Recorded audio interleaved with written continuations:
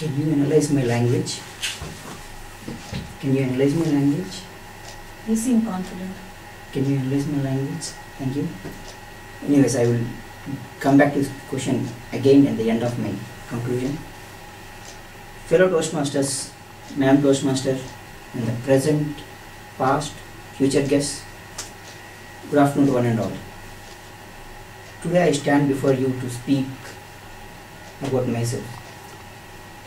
Many times I heard people saying that, give me some topic and I want to speak. I'm telling you a lie. Nobody said to me like that. Because people are very much afraid if at all they are given some topic to speak upon. But when people are asked to talk about themselves, maybe with little pushing, they may talk more about themselves. Because the subject itself is something which they know very well. If you happen to see me, I made this gesture.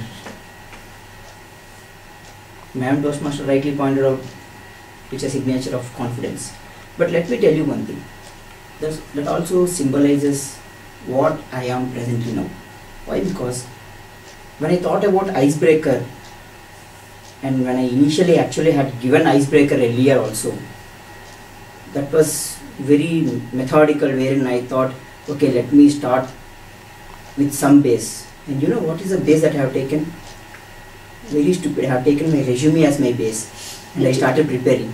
But then I thought, now, no more resumes, no more birth certificates. Then I thought, yes, let me talk about myself from the present perspective, from the present state of my life, what I am now and why is that I am now. But to touch upon the aspect of my present life, I definitely have to circle around my face and go to some past life and think about the scenarios and then jump into the present scenario. If at all I have to color my childhood with some colors, there will be a lot of green, some Sheila, some Deepa, so some little pink color, and then there will be a lot of black color, exams, and there will be a lot of red color, brightness, friends, my puppy, and all those things. That was only until 12 years of my age, where I had parental care, love, affection, everything. A pet,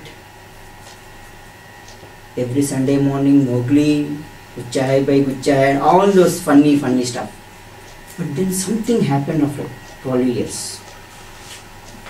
What happened was, I was being pushed more to study, and at 14 years of my age, I had the mishap of actually losing my parents. So that's where the darkness became more. And then something crept into my life which actually started eating me away internally. Some health problem. I was bubbly, I was very active. There used to be a lot of trees in my house. I used to climb to the top. Parents, relatives, neighbors, everyone used to say, you have everything except tail. But then, from 14 years of my age, I was actually contracting more and more. You know very well, it's after 10th that the real struggle in life starts. You have your PUC or intermediate or whatever, but then this health problem of mine was not at all discovered. But I used to feel there is something wrong with my chemistry. Something is not going well. I'm not able to eat more. I'm not going to have that stamina and all those stuff. And believe me, it was like hell. There used to be food in front of me, but then I used to be so much hungry, but I was not able to eat. 2 mouthfuls, I used to feel I am done. Little sip of water, I am done. Then my weight was around 62 kgs, and then I used to look like a football. My tutors used to say, when I have time, like how I play with other people, I would like to play with you a football match. Then suddenly I was able to at least pass my intermediate or my PUC, with lot of difficulty, and then like in any household people have some syndrome or some stigma of this tech prepared with B. So they told you have to do this B tech, you have to do this B. Then my uncle, who is already an electronics engineer, put fuel into the fire, saying that yes, life is beautiful, life is green if you are an engineer. And I told, okay, let me go ahead with this. But please, the point to be noted here at that point of time in my life was still that something wrong happening in my body chemistry was not still found out.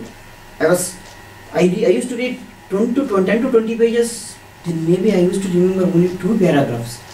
And when you used to study for exams, literally when I get up, my bottom used to get soaked because of sweat. And when I used to stare at the wall, it's as if I used to enter into some sort of smog or smoke, because I keep on when I keep on staring at the book for such a long time and suddenly lift my eyes, I used to get such sort of feeling. That still did not come out even in my first year of BTech. With very lot of difficulty and 4 marks of grace, I got first class. Somebody who corrected my paper thought, okay, let me round it off to the first class. Otherwise I would have been a second class in my first semester.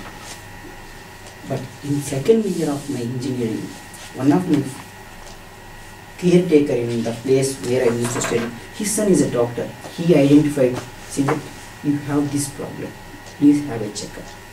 Then the story was normal. I took the appropriate medicine, came out of that ill treatment, the disease.